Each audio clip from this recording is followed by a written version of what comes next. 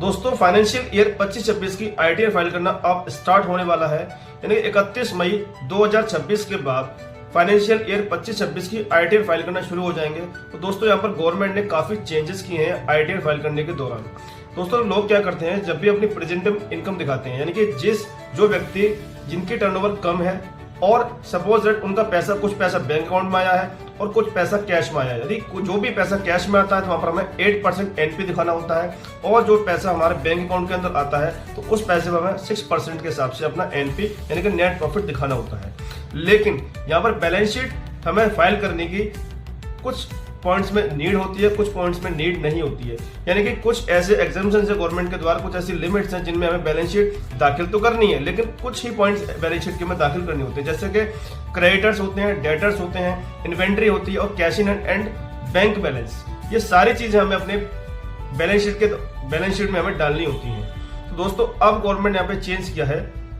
आपके पास जो भी बैंक बैलेंसेज हैं, यानी कि सपोज आपके पास जितने भी बैंक अकाउंट्स हैं, लोग क्या करते हैं, उनके पास करंट अकाउंट भी होता है, सेविंग अकाउंट भी होता है और उनके पास जॉइंट अकाउंट भी होता है। ये सारे बैलेंसेस उनके बैंक अकाउंट में होते हैं, लेकिन अब वो क्या करते हैं, कुछ ही बैलेंसेस का अमाउंट उस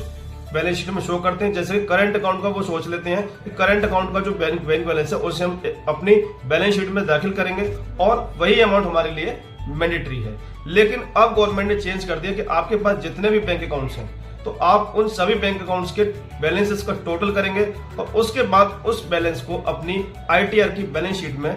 दिखाना जरूरी करेंगे। तो दोस्तों ये सारी चीजें गवर्नमेंट ने अब चेंज की हैं, क्योंकि लोग क्या करते हैं,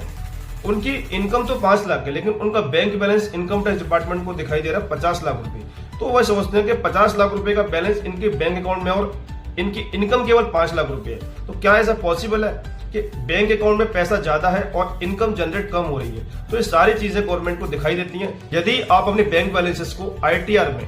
जस्टिफाई करने में सफल नहीं होते हैं तो ये आपके ऊपर नोटिस के चांसेस बन सकते हैं। इनकम टैक्स डिपार्टमेंट आपके ऊपर इंक्वायरी